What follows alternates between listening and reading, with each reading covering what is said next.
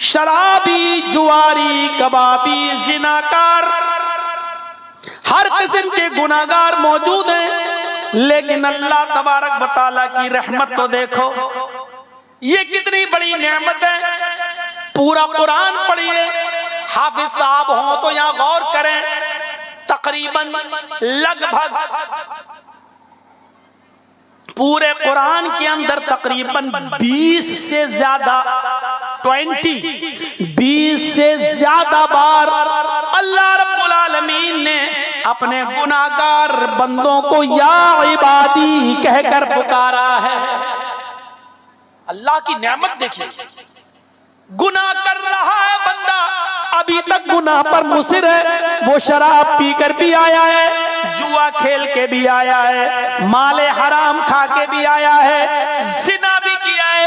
लेकिन अल्लाह ने ये नहीं कहा ऐ मेरे बंदे अब तू मेरा बंदा नहीं है, जा मैंने अपने बंदे से तुझे रिजेक्ट कर दिया है, अब तू मेरा बंदा नहीं रहा है। अल्लाह अपने उस गुनाहगार बंदे से भी यही कह रहा है। कुरान पढ़िए, या इबादी, आए मेरे बंदो, मेरे बंदो, या इबादी, मेरे बंदो। अल्लाह उनको भी अपना बंदा कह रहा है। और एक जगह तो अल्लाह ने अपनी इस रहमत की का ऐसा निछावर कर दिया है, ऐसा समंदर लुटा दिया है। गौर कीजिए, अपने नबी को हुक्म दिया कि मेरे बंदों से कह दो, पूछो कुरान की आयत है या नहीं, कुल या इबादी अल्लज़ीना असरफू अला नुफुसिहिम ला तक़नतू मिर रहमतिल्लाह। अल्लाह ने इस नेमत का निछावर यूं किया है, क्या है नबी, मेरे गुनाहगार बंदों से कह दो, मेरे गुनाहगार बंदों से कह दो। किनसे? या इबादी अल्लज़ीना असरफू अला अनफुसिहिम, आए मेरे बंदो। और कौन से बंदे?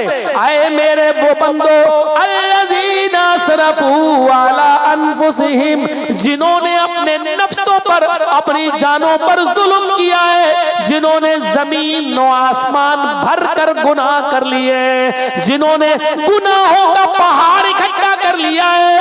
ला तक़नतू मिर रहमतिल्लाह, अल्लाह ने उनसे कहा है तुम मेरी रहमत से ना उम्मीद मत हो जाना, मेरी रहमत से ना उम्मीद मत होना।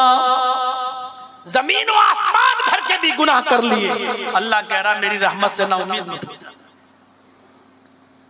लेकिन इन गुनाहों के साथ अगर शिर्क होगा तो हम माफ नहीं करेंगे। इन्नल्लाह ला यग़फ़िरु अन युश्रका बिही, शिर्क नो कंप्रोमाइज, शिर्क के साथ कोई समझौता नहीं।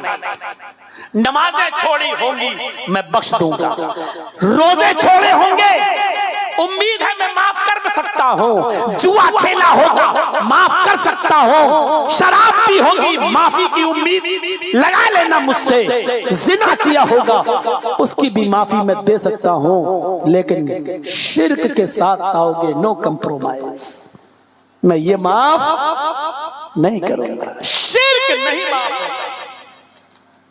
गौर करो, कुल या इबादियल्लज़ीना असरफू अला अनफुसिहिम ला तक़नतू मिर रहमतिल्लाह, आए नबी मेरे बंदों से कह दो, आए मेरे बंदो, अल्लाह ने फरमाया आए मेरे बंदो जिन्होंने अपने नफ्सों पर, अपनी जानों पर जुल्म किया है, जमीनों आसमान भर कर भी गुनाह किए हैं, उनसे कह दो ला तक़नतू मिर रहमतिल्लाह, कि वो मेरी रहमत से ना उम्मीद ना हो जाएं। अल्लाह के सामने जब कोई गिड़गिड़ाता है, जब तौबा करता है, अल्लाह से अपने गुनाहों की माफी मांगता है, अल्लाहुम्मग़फ़िर लिज़म्बी, अल्लाहुम्मग़फ़िर लिज़म्बी, अल्लाह मेरे गुनाह को बख्श दे, जब माफी मांगता है तो अल्लाह को अच्छा लगता है अपने बंदे को माफ करने के लिए, माफ करते हुए, लेकिन सच्चे दिल से माफी होनी चाहिए। गौर करो अल्लाह कितना खुश खुश होता है। अल्लाह के नबी फरमाते हैं सहरा में, जंगल में एक आदमी अपना सामान पूरे घर का सासा लेकर जा रहा है, उसके ऊंट पर पूरा सामान लदा है, थक जाता है, जंगल में आराम करने के लिए अपने ऊंट को एक दरख्त से बांध देता है। थोड़ी देर सो जाता है, आंख खुलती है तो देखता है ऊंट गायब। ऊंट मेरा कोई खोल कर ले गया है। वो ऊंट को ढूंढता है, तलाश करता है, कभी इस पहाड़ी पर, कभी उस पहाड़ी पर, कभी इस झाड़ी में, कभी उस झाड़ी में, कभी इस जंगल, कभी उस जंगल। वो दूर दराज तक ऊंट को ढूंढते ढूंढते फिर उसी जगह पर आ गया जहां से ऊंट गायब हुआ था। मेरे भाइयों, इस जगह पर आने के बाद वो फिर सो जाता, थक जाता है, बैठ जाता है कि थोड़ा सस्ता लूं, आंख बंद कर लेता है थोड़ा सस्ताने के लिए कि अभी थोड़ी देर के बाद ढूंढूंगा। जब आंख खुलती है तो क्या देखता है, मेरा ऊंट तो उसी पेड़ से बंधा है जहां से गायब हुआ था। अपने ऊंट के सामान को देखता है, सेम टू सेम हूबहू सारा सामान लदा हुआ है। इस चीज को देखने के बाद वो इतना खुश होता है, इतना खुश होता है, इतना खुश होता है कि मारे खुशी में उसकी जबान से ये उल्टे जुमले उसकी जबान से निकल जाते हैं। अल्लाहुम्मा अंता अब्दी व अना रब्बुक। बुखारी शरीफ की हदीस के अल्फाज हैं, मारे खुशी के वो ये उल्टे जुमले बोल देता है। अल्लाहुम्मा अंता अब्दी व अना रब्बुक। आय अल्लाह, वाकई तू मेरा बंदा है, वाकई तू मेरा बंदा है, वो अना रब्बुक, और मैं तेरा रब हूं। उल्टा बोल देता है। बोलना क्या चाहिए था, अल्लाह तू मेरा रब और मैं तेरा बंदा हूं। लेकिन मारे खुशी के ऊंट और ऊंट पर सामान लगा हुआ देखा तो मारे खुशी के क्या कहता है, अल्लाह वाकई तू मेरा बंदा और मैं तेरा रब हूं, मैं तेरा खुदा हूं। उल्टा बोल गया, जानबूझकर नहीं बोला, खुशी में बोल गया, एहसास नहीं हुआ, धोखे से बोल गया। अल्लाह कहता है जितनी खुशी इस शख्स को अपना ऊंट और ऊंट का सामान पाने के बाद होती है, उससे ज्यादा खुशी होती है मुझे जब एक गुनाहगार बंदा अपना दामन फैलाकर मुझसे माफी मांगता है, मेरे सामने तौबा और इस्तिगफार करता है, अपने गुनाहों पर नादिम और शर्मिंदा होता है। मुझे उससे भी ज्यादा खुशी होती है कि मैं अपने बंदे को क्यों नहीं माफ करूंगा, मैं अपने बंदे को माफ करूंगा। सोचिए कितना खुश होता है वो अल्लाह। हजरत उमर फारूक रज़ियल्लाहु ताला अन्हु फरमाते हैं, हजरत उमर फारूक रज़ियल्लाहु ताला अन्हु फरमाते हैं कि एक जंग से हुई, उस जंग को जीत लिया गया। कुछ जंगी कैदी, काफिरों में कुछ कैदी पकड़े गए, उन कैदियों को अल्लाह के नबी के सामने लाया गया, उन कैदियों को नबी अकरम के सामने पेश किया गया। उन कैदियों में एक औरत भी थी, उन बंदियों में एक औरत भी थी जिसका छोटा सा बच्चा, दूध पीता बच्चा कहीं खो गया था, कहीं खो गया था। उस कैदियों में वो औरत भी आई, वो इतनी पागल सी हो गई थी अपने बच्चे की मोहब्बत में कि छोटा सा जो भी बच्चा देखती, जिसका भी देखती, उसको पकड़ लेती और अपनी पिस्तान से लगाकर दूध पिलाने लगती।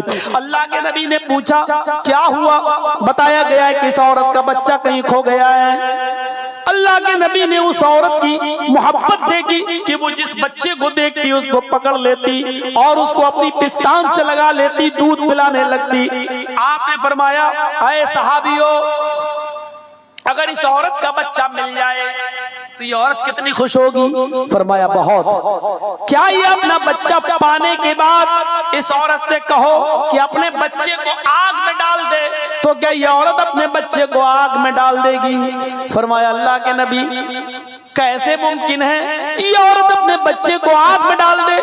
नहीं, हरगिज नहीं डाल सकती है। अगर इसका बच्चा आग में जलने लगे तो ये औरत अपने आप को आग में डाल देगी। अपने बच्चे को बचाने के लिए ये औरत कोशिश करेगी कि मेरा बच्चा न जले, भले ही मैं जल जाऊं। अपने बच्चे को बचाने के लिए अपने आप को जला लेगी, लेकिन अपने बच्चे को नहीं जलने देगी।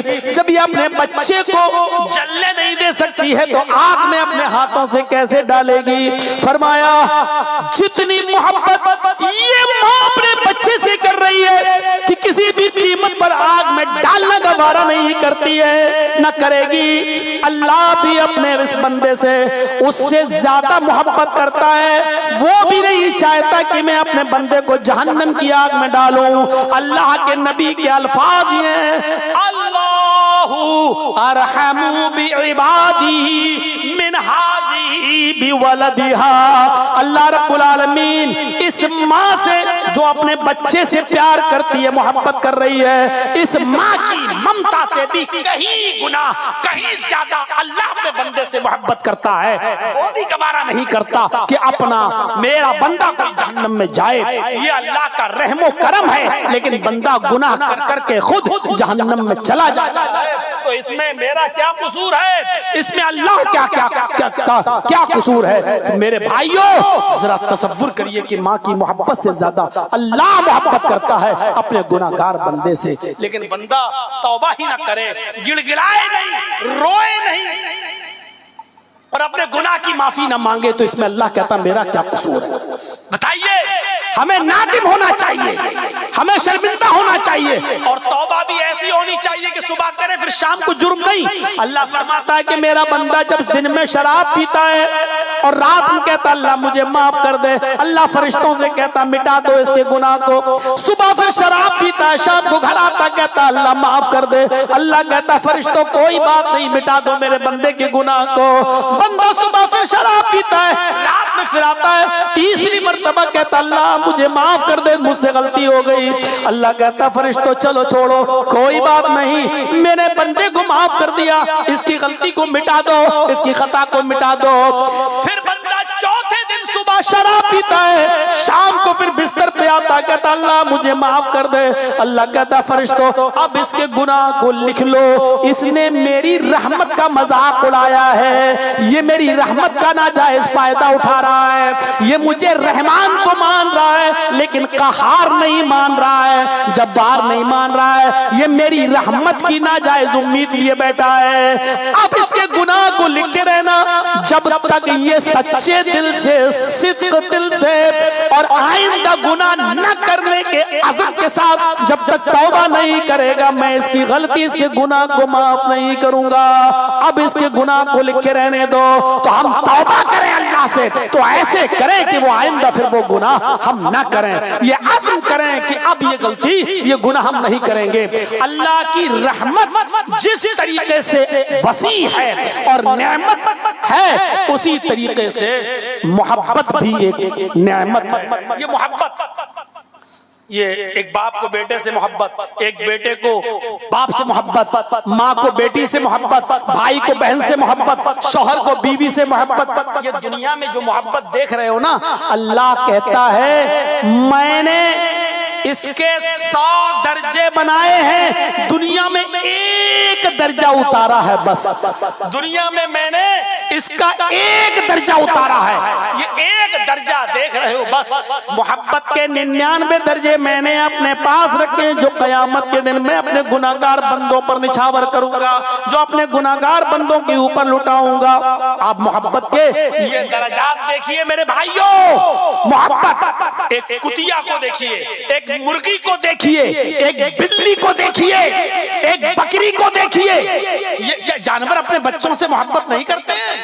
आप देखिए, एक कुतिया जब बच्चा जनती है और कई बच्चे जब पैदा करती है, तो कुतिया भी अपने बच्चों की हिफाजत के लिए, अपने बच्चों को की हिफाजत के लिए ऐसी जगह तलाश करती है जहां खूनखार कुत्ते हमारे बच्चों को मार न डालें। आप देखिए कि कुतिया बच्चों को जन्ने के बाद ऐसी महफूज जगह तलाश करती है जहां कुत्तों का गुजर बसर न हो और हमारे बच्चों को कोई मारे नहीं। एक मुर्गी को देखिए, बिल्ली को देखती है तो भाग जाती है, लेकिन वही मुर्गी जब चंद चूजों पर बैठती है, चंद अंडों पर बैठती है और अंडों से चूजे निकल आते हैं, तो आप देखिए जहां मुर्गी जा रही है वहीं बच्चे जा रहे हैं। वो मुर्गी जो अभी तक बिल्ली को देखकर भागा करती थी, आज वही मुर्गी बिल्ली को देखे जब देखती है तो भागती रही है। आपने ये नोटिस किया होगा, देखा होगा, अगर मुर्गी के बच्चे मुर्गी के पीछे पीछे चल रहे हो तो वो अपने बच्चों को बचाने के लिए उस बिल्ली के सामने पर खोल के खड़ी हो जाती है। गोया कि वो इशारा करती है कि मुझे मेरे बच्चे मेरी जान से ज्यादा प्यारे हैं। माँ उस हमले को अपने ऊपर रोकने की कोशिश करती है। वो ये चाहती है कि किसी तरीके से मेरे बच्चे बच जाएं, मेरी जान जाती है तो चली जाए लेकिन मेरे बच्चे न मरने पाए। मेरे भाइयों, एक मुर्गी के अंदर ये मोहब्बत किसने रखी है? जो मुर्गी बिल्ली को देखकर भागा करती थी, लेकिन आज उसके बच्चे उसके साथ हैं तो वो बिल्ली के सामने सीना तान कर खड़ी हो जाती है। ये मोहब्बत उसके अंदर किसने रखी है? हमें और आपको जरा गौर करना चाहिए, इन चीजों पर जरा सोचना चाहिए, इन चीजों को जरा देखना चाहिए। एक बकरी को देखिए, एक बकरी को देखिए, आज ही उसने बच्चे जने, उस बकरी ने एक या दो बच्चे जने। अभी वो जैसी बच्चे को पैदा करती है उस बच्चे की कितनी गंदगी उसके साथ निकलती है। लेकिन आपने देखा होगा कि बकरी अपने बच्चे को जन्ने के बाद, अपने पेट से बच्चे को निकालने के बाद, जैसे वो जनती है, बच्चे को जन्ने के बाद अपनी जबान से उस गंदगी को, अपने बच्चे की गंदगी को कैसे चाटती है। वही बकरी जो जमीन पर पड़ी हुई सड़ी रोटी नहीं खाती है, सूंघती है और आगे बढ़ जाती है। जो चीज खाने की होती है वो खाती है और उसके बाद नहीं खाने की होती भाग जाती है। लेकिन आज वो बकरी अपने बच्चे की गंदगी को चाट रही है, जबान से अपने बच्चे को साफ कर रही है। ये बकरी के अंदर ये मोहब्बत किसने रखी है? जरा गौर करो कि वही बकरी जब आप उसका दूध दोहते हैं तो बकरी अपने पिस्तान के उस दूध को अपने ऊपर चढ़ाती है, थोड़ा सा दूध निकलता है, आपको मजीद दूध की जरूरत है तो उस बकरी के बच्चे को छोड़ देते हैं। जैसी बकरी अपने बच्चे को अपने थन से लटका हुआ देखती है तो दूध को ढीला कर देती है और आप बच्चे को हटाकर फिर दूध दोहने लगते हैं। बकरी उस दूध को अपने ऊपर चढ़ा रही है ताकि मेरे बच्चे की ग़िज़ा हो, मेरा बच्चा भूखा ना रहे। गौर करो, बकरी के दिल में अपने बच्चे के लिए मोहब्बत कहां से पैदा हुई? ये रब की वही नियामत है और रब की उसी 1% एक मोहब्बत का नतीजा है। 99 मोहब्बतों को उसने अपने पास रखा है। ये बकरी के दिल में मोहब्बत किसने रखी है? जरा गौर कीजिए। हम और आप देखें, मुआशरे और सोसाइटी पर हम नजर डालें, हमें नजरें दौड़ाना ही पड़ेंगी और देखना पड़ेगा। फिर एक बाप की मोहब्बत, एक माँ की मोहब्बत, एक बीवी की मोहब्बत, एक बेटे की मोहब्बत, एक बहन की मोहब्बत, ये सब क्या है? ये किसने पैदा की है? जरा तसव्वुर करो कि छोटा सा बच्चा है, लेटा है, आपकी बीवी माँ के बगल में लेटा है और बच्चा पेशाब कर देता है। आपका बेटा आपके बिस्तर पे पेशाब कर देता है, बिस्तर भीग जाता है, भीगने के बाद बच्चा रोने लगता है, माँ समझ जाती है। वो माँ समझ जाती है कि मेरे बच्चे ने पेशाब कर लिया, हाथ से बिस्तर को देखती है तो बिस्तर गीला है। इस माँ की मोहब्बत देखो, बच्चे को उठाती है और अपनी सूखी जगह पर बिस्तर पे सुला देती है और उसकी गीली जगह पर माँ खुद लेट जाती है। ये क्या है? बच्चा रोता, माँ समझ जाती है ये भूख की वजह से रो रहा है या इसने पेशाब कर दिया है। कितनी बेगैरत है आज की औलाद। माँ पूछती क्या हुआ? अरे चुप, तू नहीं समझेगी। कैसे कह देते हैं? अरे चुप रहे यार, बुढ़िया हो गई है, बोलती रहती है टर टर टर। अरे तू नहीं समझेगी क्या हुआ? आज तुम्हारी हिम्मत, तुम्हारी मजाल, तुम अपनी माँ से कहते हो कि तू नहीं समझेगी। अरे वो तो उस वक्त भी तेरी बोली समझती थी जब तू बोलना नहीं जानता था। वो तेरी आवाज से पता लगा लेते थी कि तुझे भूख की वजह से रो रहा है या बिस्तर गीले होने की वजह से रो रहा है या पेट में दर्द होने की वजह से रो रहा है। वो तेरे रोने से पता लगा लेती थी कि तुझे ये रोने की आवाज किस वजह से आ रही है। आज तू इतना बड़ा हो गया है कि अपनी माँ से कहता है कि बुढ़िया तू नहीं समझेगी, खामोश, तू नहीं समझेगी। उस माँ को देखो, छोटा सा बच्चा आया गुस्से में और दूध भी, छोटा सा बच्चा आया और उसने माँ के गाल पे एक थप्पड़ मारा, एक थप्पड़ मारा उसने बच्चे ने अपनी माँ को। माँ को अपने बच्चे पर दया आती है, माँ उस थप्पड़ का बदला नहीं लेती है। जैसे उसने अपनी माँ के गाल पे थप्पड़ मारा, माँ ने उस बच्चे को उठाया और अपने सीने से लगा लिया। ये क्या है, ये क्या है? बच्चे ने तो मारा, लेकिन मार के इस मामले को माँ ने मोहब्बत का और रहम का मामला बना दिया। माँ ने उसी बच्चे को सीने से लगा दिया। बज़ाहिर मार के मामले को उसने मोहब्बत के मामले में बदल दिया। ये माँ के अंदर ये मोहब्बत किसने पैदा की है? माँ के अंदर ये मोहब्बत किसने रखी है? मेरे भाइयों, हमें सोचना पड़ेगा। ये अल्लाह रब्बुल आलमीन की कोई कम बड़ी नियामत है? उसने हमारे दिलों में मोहब्बत पैदा की है। अगर माँ के दिल से मोहब्बत निकल जाए तो माफ कीजिएगा, हम और आप इतने बड़े ना हो पाए। बाप के दिल से मोहब्बत